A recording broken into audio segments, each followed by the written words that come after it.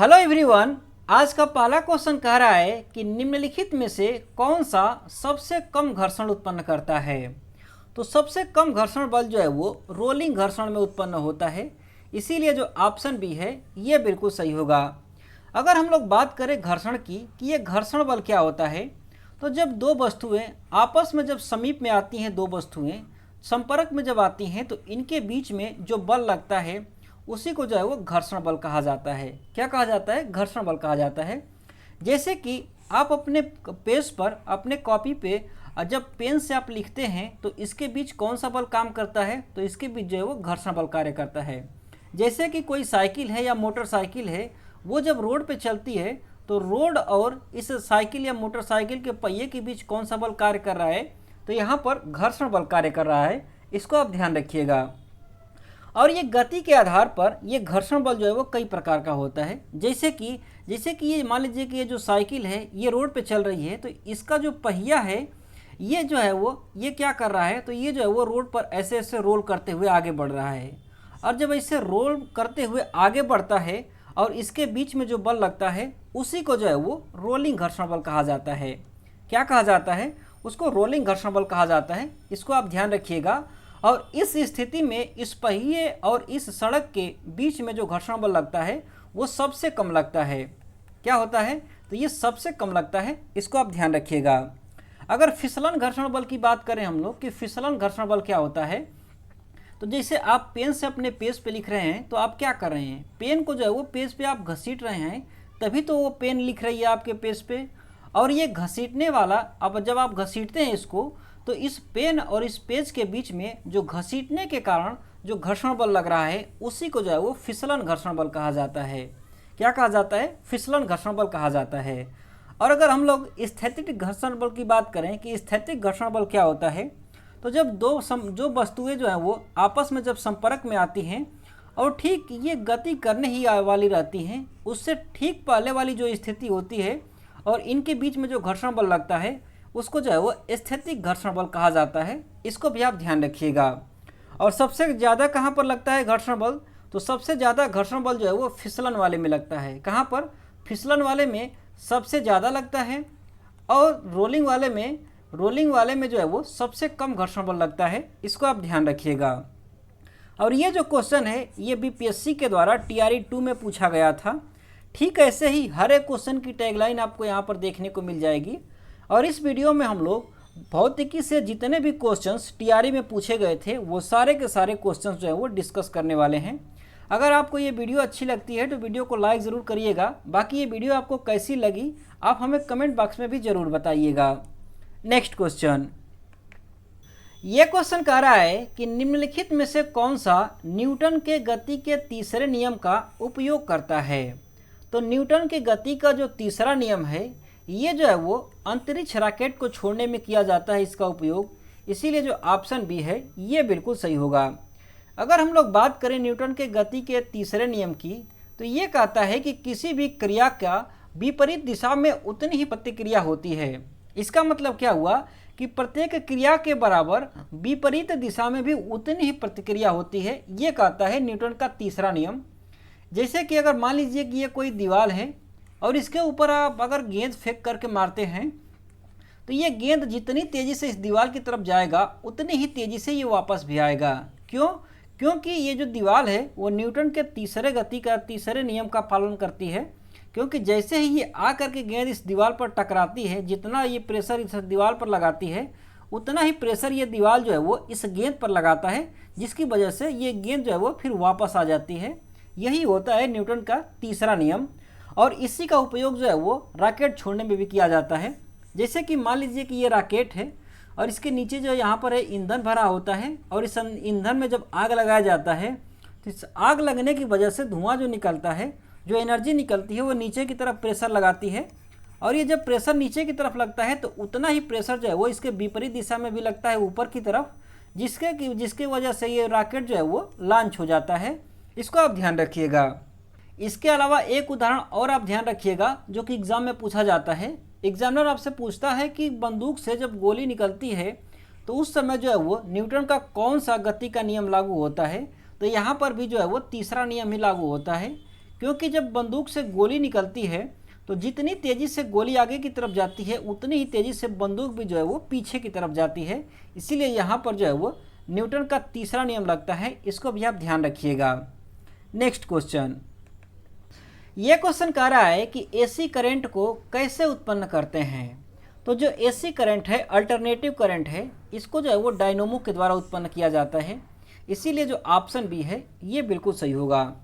ये डायनोमो क्या होता है, तो अगर डायनोमो की बात करें हम लोग तो ये कुछ इस प्रकार की संरचना होती है कि मान लीजिए कि एक रॉड है, इसके ऊपर जो है वो यहाँ से वायर का जो है वो कुंडली यहाँ से ऊपर की तरफ से लगा दिया जाता है, और ये जो रॉड बीच में पड़ा हुआ है इसको किसी भी वजह से घुमाया जाए, जैसे कि मान लीजिए कि इसको टरबाइन से घुमाया जाता है या फिर इसको जनरेटर से घुमाया जाए, तो इसके घूमने की वजह से यहाँ पर जो है वो इलेक्ट्रिक फील्ड उत्पन्न होती है। और जब इलेक्ट्रिक फील्ड उत्पन्न होती है तो इसी की वजह से इसमें जो है वो करंट फ्लो होने लग जाती है। और ये करंट कैसी होती है, एसी करंट होती है, अल्टरनेटिव करंट होती है। इसीलिए अल्टरनेटिव करंट कैसे उत्पन्न की जाती है, तो इसको जो है वो डायनोमो के द्वारा उत्पन्न की जाती है, इसको आप ध्यान रखिएगा। नेक्स्ट क्वेश्चन, यह क्वेश्चन कह रहा है कि मानव कान की श्रवण परास क्या है। तो मानव कान के श्रवण परास से ये मतलब है कि मानव का जो कान है वो कितने हर्ट्ज से लेकर के कितने हर्ट्ज की ध्वनि को सुन सकता है। तो जो मानव का कान होता है वो 20 हर्ट्ज से लेकर के 20,000 हर्ट्ज के बीच की जो ध्वनि होती है उसको सुन सकता है। इसलिए जो ऑप्शन ए है ये बिल्कुल सही होगा। ये जो 20 हर्ट्ज से लेकर के 20,000 के हर्ट्ज के बीच की जो ध्वनि होती है इसको जो है वो श्रव्य ध्वनि कहा जाता है। क्या कहा जाता है, श्रव्य ध्वनि कहा जाता है, इसको आप ध्यान रखिएगा। और जो 20 हर्ट्ज से कम की ध्वनि होती है, जो 20 हर्ट्ज से कम की ध्वनि होती है इसको क्या कहा जाता है, तो इसको जो है वो अश्रव्य ध्वनि कहा जाता है। क्या, इसको अश्रव्य ध्वनि कहा जाता है, इसको आप ध्यान रखिएगा। इसके अलावा जो 20,000 से अधिक का, जो 20,000 हर्ट्ज से अधिक की ध्वनि होती है इसको क्या कहते हैं, तो इसको जो है वो पराश्रव्य ध्वनि कहा जाता है। क्या कहा जाता है, इसको जो है वो पराश्रव्य ध्वनि कहा जाता है, इसको भी आप ध्यान रखिएगा। नेक्स्ट क्वेश्चन, ये क्वेश्चन कह रहा है कि निम्नलिखित में से कौन सी विद्युत चुंबकीय किरण नहीं है। तो विद्युत चुंबकीय किरण कौन सी नहीं है, तो वो है अल्फा किरण। कौन सी है, अल्फा किरण, क्योंकि जो अल्फा किरण है वो अल्फा कणों से मिलकर के बनी होती है। इसीलिए जो ऑप्शन बी है ये बिल्कुल सही होगा। अगर हम लोग बात करें विद्युत चुंबकीय किरण की कि ये क्या होती है, तो जो विद्युतीय क्षेत्र के द्वारा, विद्युत के द्वारा जो चुंबकीय क्षेत्र उत्पन्न किया जाता है और उसके कारण जो तरंग उत्पन्न होती है उसी को जो है वो चुंबकीय तरंग कहा जाता है। क्या कहा जाता है, चुंबकीय तरंग कहा जाता है। और इसके गमन के लिए किसी भी माध्यम की आवश्यकता नहीं होती है। मतलब कि ये जो तरंगे होती हैं विद्युत चुंबकीय तरंगे, ये निर्वात में भी चल सकती हैं। और इसके उदाहरण की बात करें तो जैसे रेडियो तरंग होती है, ये जैसे सूक्ष्म तरंगे होती हैं और रक्त तरंगे होती हैं, ये सारी की सारी क्या हैं, तो ये सारी की सारी जो है वो विद्युत चुंबकीय तरंगे हैं। जो गामा तरंगे हैं ये भी कैसी हैं, तो ये भी विद्युत चुंबकीय तरंगे हैं। जो एक्सरे किरण होती है, जो एक्सरे तरंग होती है, ये भी विद्युत चुंबकीय तरंग है, इसको भी आप ध्यान रखिएगा। नेक्स्ट क्वेश्चन, ये क्वेश्चन कह रहा है कि प्रकाश तरंगे किस प्रकार की तरंगे होती हैं। जो प्रकाश तरंगे होती हैं वो अनुप्रस्थ तरंगे होती हैं, और जो अनुप्रस्थ तरंगे हैं वो विद्युत चुंबकीय तरंगे भी होती हैं। इसीलिए जो ऑप्शन ए और सी है ये दोनों के दोनों सही हो जाएंगे। इसीलिए उपयुक्त में से एक से अधिक वाला जो ऑप्शन है ये बिल्कुल सही होगा। अगर प्रकाश तरंगों की हम लोग बात करें कि प्रकाश तरंगे क्या होती हैं, तो प्रकाश तरंगे जो होती हैं ये बंडल के रूप में चलती हैं, ये छोटे छोटे बंडल के रूप में चलती हैं प्रकाश तरंगे। और ये जो है वो अनुप्रस्थ तरंगे होती हैं। इसका मतलब क्या कि ये जो है वो ये ऐसे गति करती हैं कि ये थोड़ा सा आगे जाएंगी, फिर थोड़ा सा पीछे, फिर थोड़ा सा आगे, फिर थोड़ा सा पीछे। कुछ इस प्रकार के समझिए कि जैसे कि मान लीजिए कि ये कोई दीवार है और इसमें आप कोई कील ठोक रहे हैं, तो जब हथौड़ा मारते हैं तो क्या होता है कि कील जो है वो थोड़ी सी अंदर गई, फिर ये जो है थोड़ी सी बाहर आ जाती है, फिर मारेंगे तो फिर थोड़ी सी अंदर गई, फिर थोड़ी सी बाहर आई, ऐसे करके जो है वो कील अंदर चली जाती है। ठीक इसी तरीके से जो है वो ये प्रकाश भी गति करता है, क्योंकि ये जो है वो अनुप्रस्थ तरंगे हैं, इसको आप ध्यान रखिएगा। नेक्स्ट क्वेश्चन, ये क्वेश्चन कह रहा है कि निम्नलिखित में से किसके पास उच्च ऊर्जा स्तर और छोटा तरंग दैर्घ्य होता है। तो अगर हम लोग बात करें पराबैंगनी किरणों की, तो जो पराबैंगनी किरणें होती हैं इनका ऊर्जा स्तर जो है वो उच्च होता है और तरंग दैर्घ्य जो है वो इसका बहुत ही कम होता है। इसीलिए जो ऑप्शन बी है ये बिल्कुल सही होगा। अगर पराबैंगनी किरणों की हम लोग बात करें तो ये जो है वो अनुदैर्घ्य तरंगे होती हैं, अर्थात ये किस प्रकार से गति करती हैं, तो ये जो है वो इस तरीके से वेव की फॉर्म में जो है वो गति करती हैं। और अगर तरंगदैर्घ्य की बात करें हम लोग, तो ये जो वेव का जो हाई बन रहा है या जो लो बन रहा है, इसके बीच का जो डिस्टेंस होता है, जो इसके बीच का डिस्टेंस होता है, इसी को जो है वो तरंगदैर्घ्य कहा जाता है। और इसका तरंगदैर्घ्य जो है वो बहुत ही कम होता है और इसका एनर्जी लेवल जो है वो बहुत ही हाई होता है। इसको आप ध्यान रखिएगा। नेक्स्ट क्वेश्चन, ये क्वेश्चन कह रहा है कि अधिक ऊंचाई पर उबलते हुए पानी में सब्जियां पकने में अधिक समय लेती हैं, क्योंकि इसका मुख्य कारण क्या है। तो इसका मुख्य कारण ये है कि ऊंचाई पर जो पानी होता है, इस जो पानी होता है उसका उबलने का तापक्रम जो है वो कम हो जाता है। मतलब कि वहाँ पर कम ही टेम्परेचर पर पानी उबल जाता है ऊंचाई पर, क्योंकि वहाँ पर वायुमंडलीय दाब कम होता है। इसीलिए जो ऑप्शन बी में दिया है, ऊंचाई बढ़ने पर उबलते हुए पानी का तापक्रम घट जाता है, ये बिल्कुल सही होगा। क्योंकि अगर पानी का आप उबलने का तापक्रम देखें कि पानी कितने डिग्री पर उबलेगा, तो अगर धरती पर आप उबालते हैं तो ये जो है वो लगभग 100 डिग्री सेल्सियस पर उबलेगा। लेकिन जैसे ही हाइट बढ़ती जाएगी वैसे जो है वो इसका उबलने का टेम्परेचर जो है वो कम होता जाता है, और जिसकी वजह से जो है सब्जियां पकने में ज़्यादा टाइम लेती हैं। नेक्स्ट क्वेश्चन, ये क्वेश्चन कह रहा है कि एक बरसाती दिनों में, अर्थात बरसात के दिनों में शुष्क बल्ब तापमापी और आर्द्र बल्ब तापमापी में क्या अंतर देखने को मिलता है। तो बरसात के दिनों में अगर देखा जाए तो जो शुष्क बल्ब तापमापी होता है वो आर्द्र बल्ब तापमापी की तुलना में ज़्यादा माप बताता है। इसीलिए जो ऑप्शन सी है ये बिल्कुल सही होगा। अच्छा, ये जो तापमापी होता है, शुष्क बल्ब तापमापी और आर्द्र बल्ब तापमापी, इसका उपयोग कहाँ पर किया जाता है। तो इसका उपयोग जो है वो कपड़ा फैक्ट्री में किया जाता है। जो कपड़ा फैक्ट्री होती हैं इसका उपयोग वहाँ पर किया जाता है, या इसका उपयोग जो है वो प्रयोगशालाओं में भी किया जाता है। इसको भी आप ध्यान रखिएगा।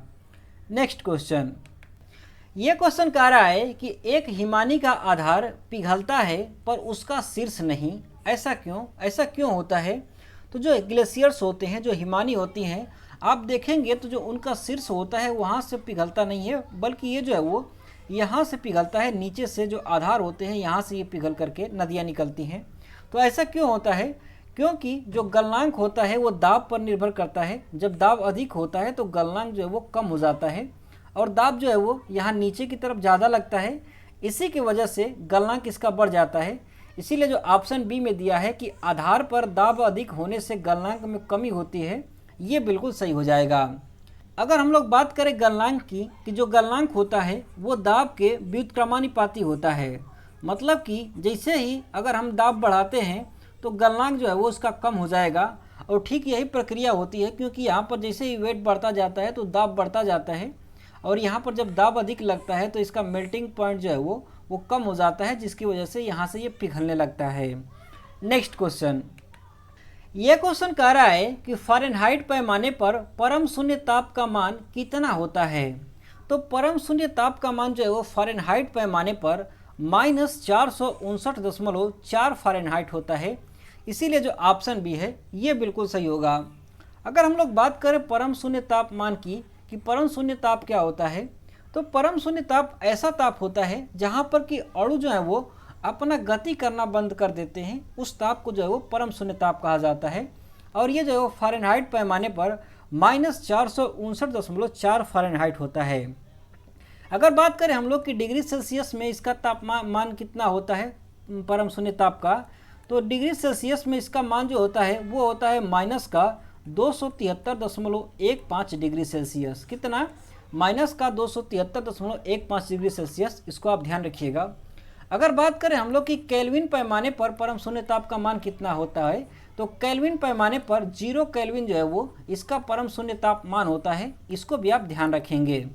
नेक्स्ट क्वेश्चन, ये क्वेश्चन कह रहा है कि प्रकाश की एक किरण दर्पण पर 30 डिग्री के कोण पर आपतित होती है, तो अभिलंब और परावर्तित किरण के बीच का कोण कितना होगा। तो अभिलंब और परावर्तित किरण के बीच का कोण जो है वो भी 30 डिग्री ही होगा। इसीलिए जो ऑप्शन ए है ये बिल्कुल सही होगा। कैसे होगा 30 डिग्री, तो चलिए देखते हैं। मान लीजिए कि ये कोई सतह है, कोई चिकनी सतह है, और यहाँ से कोई प्रकाश की किरण आ रही है, यहाँ पर आई और यहाँ पर आकर के ये टकराई, और ये जहाँ पर टकराती है यहाँ से अगर 90 डिग्री पर आप यहाँ से एक रेखा खींचें, अगर 90 डिग्री पर आप रेखा खींचें तो इसी को जो है वो अभिलंब कहा जाता है। क्या कहा जाता है? तो इसी को जो है वो अभिलंब कहा जाता है। और ये जो आपतित किरण है और ये अभिलंब है, इसके बीच में जितने का कोण बनता है, जितने डिग्री का कोण बनता है, ठीक इसी कोण से ये किरण भी जो है वो परावर्तित भी हो जाती है। मतलब कि अगर इधर ये थीटा से ये जो है वो आपतित हुई, तो ये जो है वो थीटा से ये परावर्तित भी हो जाएगी। और यही पूछ रहा है कि अगर आपतन कोण जो है वो 30 डिग्री है तो परावर्तन कोण कितना होगा, तो ये भी जो है वो 30 डिग्री हो जाएगा। इसीलिए जो ऑप्शन ए है ये बिल्कुल सही होगा। नेक्स्ट क्वेश्चन, ये क्वेश्चन कह रहा है कि एक उत्तल लेंस की फोकस दूरी 10 सेमी है, तो पानी में इसे डुबाने पर यह क्या कार्य करेगा। तो अगर लेंस जो है वो उत्तल है तो पानी में भी अगर आप डुबाएंगे तो वो भी उत्तल ही होगा। कैसा होगा? वो भी उत्तल ही होगा। लेकिन जो फोकस दूरी होती है लेंस की, उसको अगर पानी में डुबाएंगे तो जो फोकस दूरी है ये बढ़ जाती है। क्या हो जाती है? वो जो है वो बढ़ जाती है। इसीलिए इसकी फोकस दूरी क्या हो जाएगी? बढ़ जाएगी। इसीलिए जो ऑप्शन सी में दिया है कि ये उत्तल लेंस होगा और इसकी फोकस दूरी जो है वो 10 सेमी से ज़्यादा होगी, ये बिल्कुल सही हो जाएगा। नेक्स्ट क्वेश्चन, ये क्वेश्चन कह रहा है कि हालांकि दृश्य प्रकाश में जल पारदर्शक होता है, दूरस्थ वस्तुओं को जल की ही महीन बूंदों से निर्मित कोहरे में नहीं देखा जा सकता। इसका कारण क्या होता है? तो इसका कारण ये है कि जल जो है वो पारदर्शक होता है, लेकिन जो कोहरा बनता है वो छोटे छोटे बूंदों के रूप में बनता है।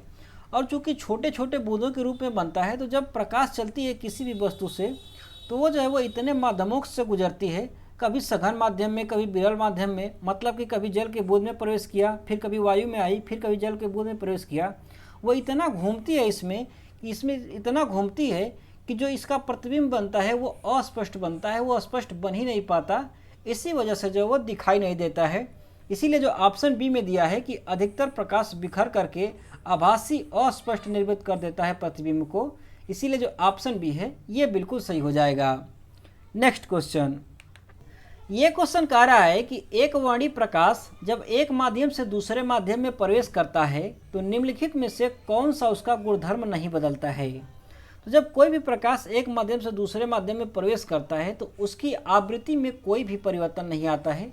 इसीलिए जो ऑप्शन ए है ये बिल्कुल सही होगा। अच्छा, जो प्रकाश होती है वो क्या होती है? तो वो होती है अनुदैर्ध्य तरंगे। और जो अनुदैर्ध्य तरंगे होती हैं वो वेव के फॉर्म में चलती हैं। कैसे चलती हैं? वेव के फॉर्म में चलती हैं। और ये जो एक साइकिल बनाता है, मतलब कि यहाँ से चली, ऐसे चल करके यहाँ पर फिर जब पहुँची, तो इसी को जो है वो एक साइकिल कहा जाता है। और जब एक सेकेंड में जितनी साइकिलें बनाई जाती हैं, उसी को जो है वो उसकी आवृत्ति कहा जाता है किसी भी तरंग की। और यही साइकिल जो है वो चाहे किसी भी माध्यम में प्रवेश करे, सघन से विरल में या विरल से सघन में, तो इसमें जो है वो आवृत्ति में इसके कोई भी परिवर्तन नहीं आता है। इसीलिए जो ऑप्शन ए में आवृत्ति दिया है ये बिल्कुल सही हो जाएगा। नेक्स्ट क्वेश्चन, ये क्वेश्चन कह रहा है कि हवा में नमी मापने के लिए निम्नलिखित में से किस उपकरण का प्रयोग किया जाता है। तो हवा में नमी मापने के लिए जो उपकरण का प्रयोग किया जाता है उसको जो है वो हाइग्रोमीटर कहा जाता है। क्या कहा जाता है? हाइग्रोमीटर कहा जाता है। इसलिए जो ऑप्शन सी है ये बिल्कुल सही होगा। अच्छा, ये जो हाइड्रोमीटर है इसको क्या मापने में इसका प्रयोग किया जाता है? तो हाइड्रो जो मीटर होता है इसका जो है वो तरल पदार्थों का सापेक्ष घनत्व मापने में इसका प्रयोग किया जाता है। इसको भी आप ध्यान रखिएगा। और अगर बात करें हम लोग कि एरोमीटर के द्वारा क्या मापा जाता है, तो एरोमीटर के द्वारा वायुमंडल में गैसों का घनत्व या ऐसे ही घनत्व टाइप का कुछ भी मापना हो वायुमंडल में, तो उसके लिए जो है वो एरोमीटर का प्रयोग किया जाता है। इसको भी आप ध्यान रखिएगा। नेक्स्ट क्वेश्चन, ये क्वेश्चन कह रहा है कि धारा घनत्व किस प्रकार की राशि है। तो जो धारा घनत्व होता है वो एक प्रकार की सदिश राशि है। इसीलिए जो ऑप्शन बी है ये बिल्कुल सही होगा। अगर हम लोग सदिश राशि की बात करें कि सदिश राशियाँ क्या होती हैं, तो सदिश राशियाँ ऐसी राशियाँ होती हैं जिनमें कि परिमाण के साथ साथ जो है वो दिशा भी होता है। वैसी राशियों को जो है वो अदिश राशि कहा जाता है। और इसी प्रकार का धारा घनत्व होता है। अगर धारा घनत्व की बात करें कि धारा घनत्व क्या होता है, तो किसी भी इकाई क्षेत्रफल में प्रवाहित धारा को जो है वो धारा घनत्व कहा जाता है। और ये जो है वो एक सदिश राशि है। इसको आप ध्यान रखिएगा। नेक्स्ट क्वेश्चन, ये क्वेश्चन कह रहा है कि चुंबकीय क्षेत्र किस प्रकार की राशि है। तो चुंबकीय क्षेत्र जो है वो एक सदिश राशि होती है। कैसी होती है? सदिश राशि होती है। इसीलिए जो ऑप्शन बी है ये बिल्कुल सही होगा। अगर सदिश राशि की बात करें तो सदिश राशियाँ ऐसी राशियाँ होती हैं जिसमें कि परिणाम के साथ साथ उसमें दिशा भी हो, उसको जो है वो सदिश राशि कहा जाता है। अगर चुंबकीय क्षेत्र की बात करें तो कोई भी क्षेत्र जो है वो कोई भी विद्युत गुजर रहा है, कोई भी इलेक्ट्रिसिटी गुजर रही है, उसके आसपास जो क्षेत्र उत्पन्न होता है उसको जो है वो चुंबकीय क्षेत्र कहा जाता है। या कोई चुंबकीय पदार्थ है उसके आसपास कोई क्षेत्र उत्पन्न हो रहा हो तो उसको जो है वो चुंबकीय क्षेत्र कहा जाता है। और चुंबकीय क्षेत्र को किस में मापा जाता है? तो चुंबकीय क्षेत्र को टेस्ला में मापा जाता है। इसको भी आप ध्यान रखिएगा। इसकी दूसरी इकाई क्या है? तो इसकी दूसरी इकाई जो है वो वेबर प्रति मीटर स्क्वायर है। इसको भी आप ध्यान रखिएगा। क्या है? तो वो है वेबर प्रति मीटर स्क्वायर। इसको भी आप ध्यान रखिएगा। नेक्स्ट क्वेश्चन, ये क्वेश्चन कह रहा है कि एक कृष्णिका एक उच्च तापमान T केल्विन के तथा E वाट प्रति वर्ग मीटर की दर से ऊर्जा का विकिरण करती है। जब T/3 केल्विन तापमान कर दिया जाता है तो इसकी विकिरण ऊर्जा वाट प्रति वर्ग मीटर में क्या होगी? तो जब इसको T/3 कर दिया जाएगा, जब इसका जो तापमान है उसको 1/3 कर दिया जाएगा, तो इसका विकिरण ऊर्जा जो है वो हो जाएगा 1/16। कितना हो जाएगा? ये जो है वो E/16 हो जाएगा। इसीलिए जो ऑप्शन ए है ये बिल्कुल सही होगा। तो फ्रेंड्स, इस वीडियो में बस इतना ही। बाकी के जो क्वेश्चंस हैं वो आपको नेक्स्ट वीडियो में मिल जाएंगे, जिसका लिंक आपको डिस्क्रिप्शन बॉक्स में मिलेगा, वहाँ से आप जा करके देख सकते हैं। ये वीडियो आपको कैसा लगा आप हमें कमेंट बॉक्स में ज़रूर बताइएगा। अगर ये वीडियो अच्छा लगा हो तो वीडियो को लाइक भी करिएगा। बाकी की जो आने वाली वीडियोज़ हैं उनका नोटिफिकेशन पाने के लिए चैनल को सब्सक्राइब भी कर लीजिएगा। Thanks for watching. Have a nice day. Thank you.